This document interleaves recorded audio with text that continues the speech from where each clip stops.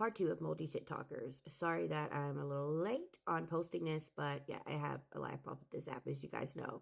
Anyway, first and foremost, to the person in my comments who called out the name of the certain individual who was caught shit-talking me in their live, but not ballsy enough to share the live to me and let me join in on the shit-talking too, just know you are absolutely correct. So, a very, very good friend of mine that I've been friends with, that I met on this app a couple of years ago, that I talked to off of this app, that I trust with everything, reached out to me the other day and said, do you know who Frozen Pizza is? Now, for those of you who don't remember who Frozen Pizza is, they were the original person to go online and say that they hoped that Lisa OD'd. Yeah, that part. Now, they did make a public apology and took accountability, but the fact that that rolled off your tongue the way that it did tells me everything I need to know about your character. However, you thought you were going to be cute, boo-boo, and talk shit about me behind my back. And at the end of the day, I don't give a fuck what somebody says about me, but at least have the balls to share the live to me so that I can join in on the shit talking too. Where you really messed up was mentioning my father. Everybody knows that I lost my daddy to addiction. Did my daddy take too many hugs to pass away? No. My daddy was in severe addiction from the time he was 11 years old. He was also a supplier, and because of that, he found himself in jail. 7 days of being in jail, and he could not handle the withdrawal from his DLC, which was multiple different things.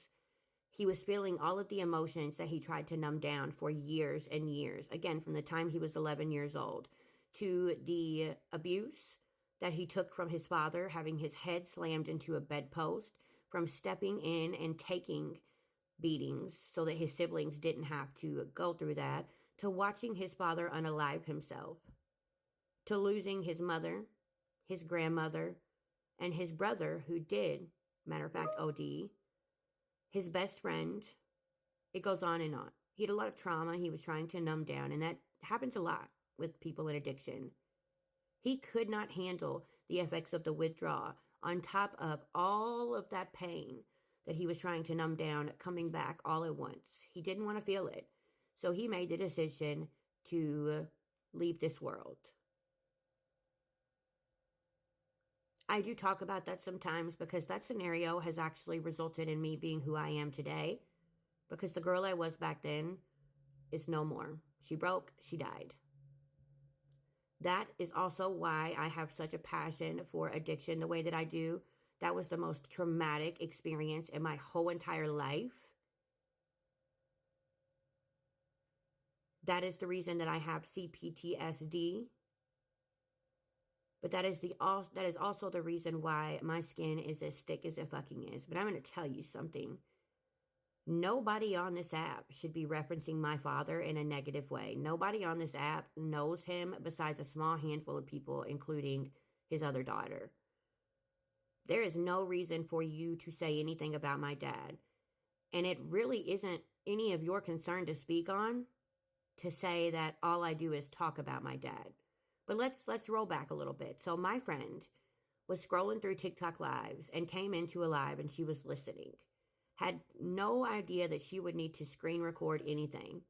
But then all of a sudden she hears somebody say, yeah, I can't stand Raggedy T. And as soon as she hears my name, she starts to screen record. Then they say, all she talks about is her dad and, her dad. And then they change the subject.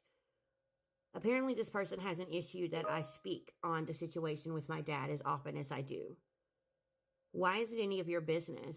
If you don't like it, block me, because I do not care.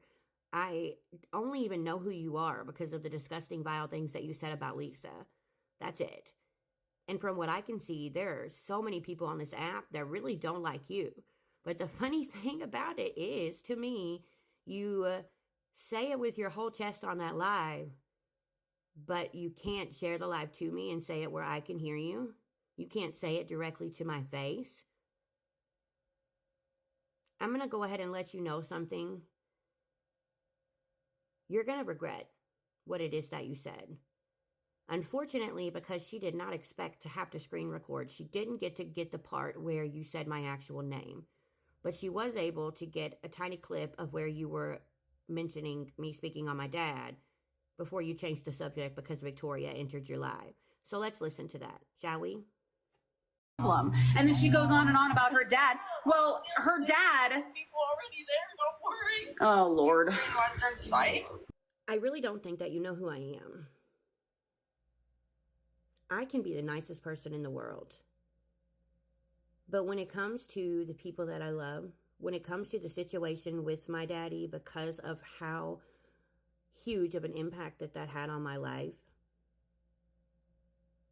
I can also be somebody that you pray you never have to cross paths with. You are going to regret speaking on me and the situation with my father. You are absolutely going to regret it. And that's not a threat. I said in my other video the other day, I don't make threats. That's a cold stone promise. That's something that you can take to the bank, cash it in, and go spend it on a whole new personality, because yours fucking stinks. It stinks.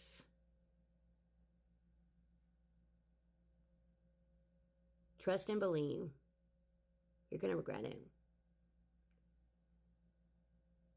There are so many things that I'm capable of, you just don't even know. And you're going to find out. And it's going to come when you least expect it. So even if I go silent on this situation for days at a time, just know it's going to happen. It's going to happen. You keep my name and my father out of your mouth, because you have already dug yourself a hole that I don't know that you're going to be able to climb yourself out of. There's a big difference between awareness and just looking to do what you can to chase clout and views. And clearly you were looking for some clout and views that day. So I'm going to give you clout and views, okay? Stay fucking tuned. And have the day you deserve, which is a pretty shitty fucking day, if I do say so myself, Miss Frozen Pizza.